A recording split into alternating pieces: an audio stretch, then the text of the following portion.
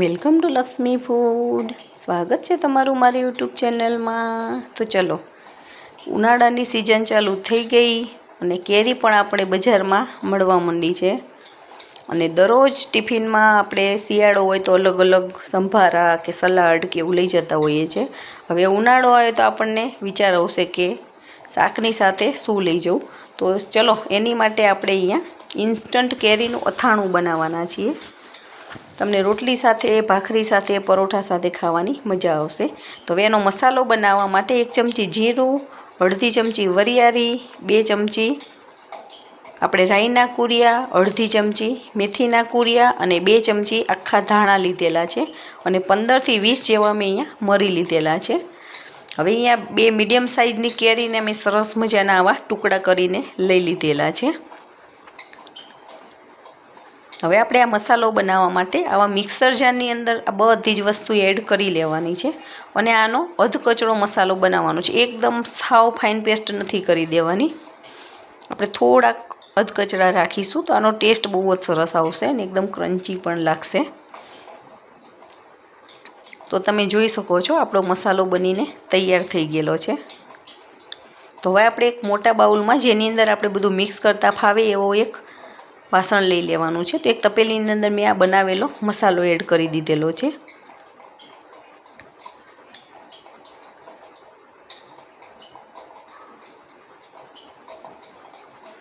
અને મસાલાને સરસ આવી રીતે ખુલ્લો કરી દેવાનો છે. હવે એની અંદર આપણે અથાણાનો કલર સરસ આવે એના માટે થોડીક હળદર એડ કરી લેવાની છે. અને ટેસ્ટ પ્રમાણે આની અંદર મીઠું એડ કરી લેવાનું છે. આની અંદર થોડુંક ચડિયાતું મીઠું હોય તો પણ સારું લાગે છે અને આપણું અથાણું બગડતું નથી. અને આ ઇન્સ્ટન્ટ અથાણું છે. આની અંદર આપણે કંઈ વધારે પલાળી રાખવાની કે સૂકવવાની કે ઝંઝટ નથી કરવાની.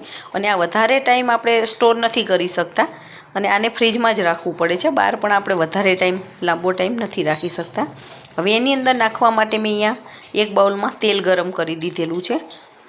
હવે તેલ થોડુંક ઠંડુ થાય પછી આપણે એની અંદર ચપટી હિંગ નાખી અને વઘાર કરી લેવાનો છે. અને આપણે જે મસાલો બનાવીને તૈયાર કર્યો છે એની અંદર આપણે તેલ નાખી દેવાનું છે. આપણે અથાણામાં મરચું નાખવાનું છે પણ પહેલાં મસાલામાં નથી એડ કરવાનું, નહીં તો ગરમ તેલ નાખીએ તો આપણું મરચું કાળું પડી જતું હોય છે.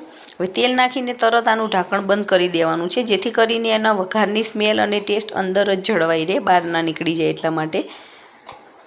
તો 10થી 15 મિનિટ થાય પછી આપણે આવી રીતે ખોલીને જોઈ લેવાનું છે. એટલે તેલ પણ થોડું ઠંડુ થઈ ગયું છે અને એનો વઘાર પણ બેસી ગયો છે. અને આપણે જે મસાલો લીધો હતો એ તેલમાં સરસ પાકી પણ ગયો હશે. હવે આપણે જે મરચું ઘરમાં ખાતા હોઈએ એ મરચું આની અંદર એડ કરવાનું છે. અને કલર સારો આવે એના માટે આપણે થોડું કાશ્મીરી મરચું લાસ્ટમાં એડ કરવાનું છે, અત્યારે નથી એડ કરવાનું. અત્યારે થોડુંક તીખાશ માટે આપણે ઘરમાં જે ખવાતું એ મરચું એડ કરી લેવાનું છે.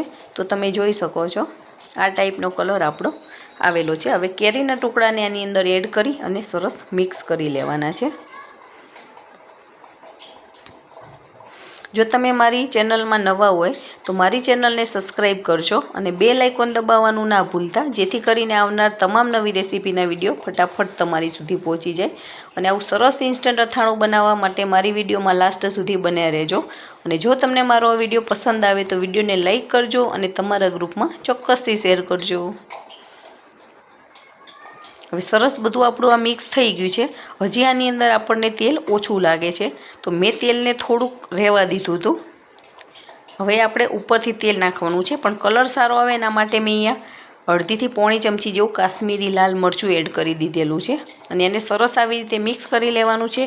અને તેલ જે આપણું થોડુંક ઠંડુ થઈ ગયું હોય એ તેલને આપણે આની અંદર નાખી દેવાનું છે. તો તમે જોઈ શકો છો આટલા પ્રમાણમાં તેલ, મસાલા બધું આવી રીતે મિક્સ કરી લેવાનું છે. અને આને આપણે 10થી 15 મિનિટ કે 20 મિનિટ આને રહેવા દેવાનું છે. એકદમ સાવ ઠંડુ થાય પછી જ આપણે ડબ્બાની અંદર ભરવાનું છે. બાકી વહેલાથી ભરી દેશું તો ગરમ ગરમ આપણું અથાણું બગડી પણ જતું હોય છે. તો તમે જોઈ શકો છો 1 કલાક પછી મેં આ અથાણાનો ડબ્બામાં ભર્યું છે. તો તમે જોઈ શકો છો કલાક પછી એનો કલર પણ સરસ બેસી ગયો છે અને ઠંડુ પણ સરસ થઈ ગયું છે. તો તમે પણ આવી રીતે બનાવો ને એન્જોય કરો. Thank you.